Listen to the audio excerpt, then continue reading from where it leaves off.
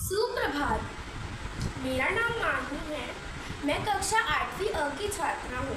मैं आज आप सभी के सामने आधुनिकीकरण के दौर में नैतिक मूल्यों के पतन के बारे में एक भाषण प्रस्तुत करना चाहती हूँ। निर्माणों के पावन युग में हम चरित्र निर्माण न भूले, स्वस्थ साधना की आंधी में हम वसुधा का कल्याण न भूले। तारीख है पर तहजीब भूल गए, शिक्षा तो है पर संस्कार कहीं गुम हो गए। हम बच्चे इस देश का भविष्य हैं, हमें अभी अपने कंधों पर कई जिम्मेदारियां लेनी हैं और परंतु नैतिक मूल्यों के बगैर तो यह सोचना भी मुमकिन नहीं। नैतिक मूल्य हमारी शख्सियत को निखारने की पहली सीढ़ी होती है। अब जो बच्चे बचपन से ही झूठ, चोरी और बेईमानी करने लगते हैं, वो भला बड़े होकर हमारे देश का क्या भला करेंगे?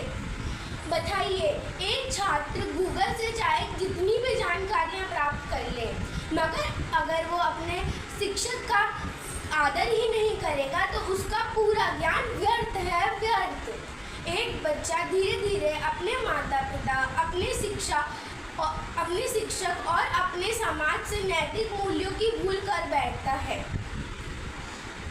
वैसे तो कई बार देखा होगा कि उन्होंने तुम्हें एक जगह बिठाकर अच्छी अच्छी बातें कही होंगी।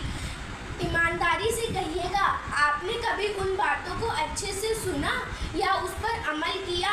जितना ध्यान आप वीडियो गेम खेलने में लगाते हैं, उतना ध्यान अगर आपने उनकी बातों में लगाया होता तो आज आप संत बन जाते, संत। मगर कृपाल यहीं पर अटकी हुई है। संत बनना भी हमारा मकसद नहीं।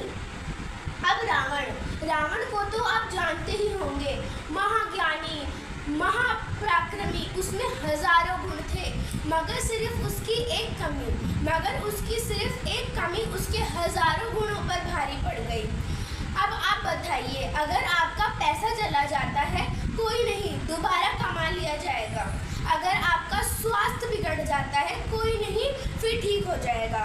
मगर अगर आपका चरित्र चला जाता है, वह कभी वापस नहीं आने वाला। अब अंत में मैं यही कहना चाहूँगी, ऐ मनुष्य तू बढ़ता चला जा रहा है नए सवेरे की ओर। ऐ मनुष्य तू बढ़ता चला जा रहा है नए सवेरे की ओर, पर भूल कर भी मत छोड़ना अपनी संस्कृति की डोर।